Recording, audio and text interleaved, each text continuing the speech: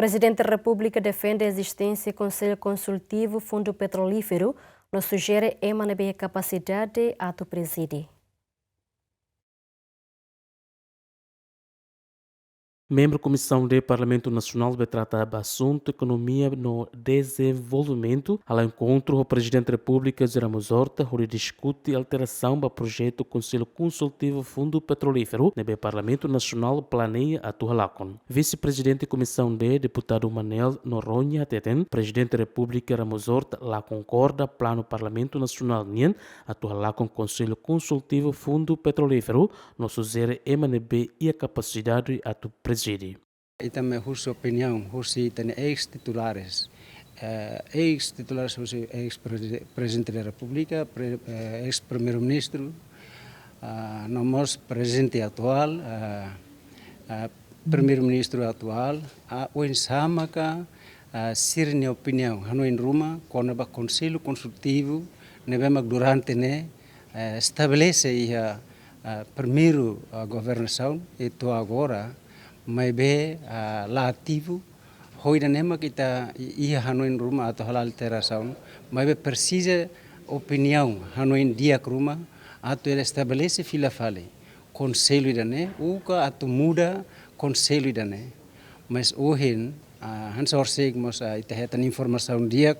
hoje tem ex-primeiro-ministro senhor Mariel Kateri, opinião lá dok malo ini tem presidente atual Hanoi Moscatak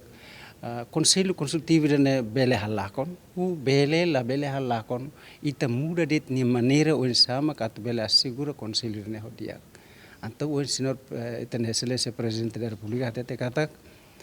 sebele care Conselho Consultivo dane ita mantém mais precisa ita hare mais dane mais técnico e experiência dia atune bele hatama ia Conselho Consultivo ne hud bele hal coordena o ex-titular sira atunne bele hud apoio total ba itania fundos petrolíferos ne bemaka agora dá ia. Deputado Manuel Noronha afirma que a Comissão D se continua ao encontro ex-titular Cira, onde russo ideia com a barra com o Conselho Consultivo Fundo Petrolífero. Uhin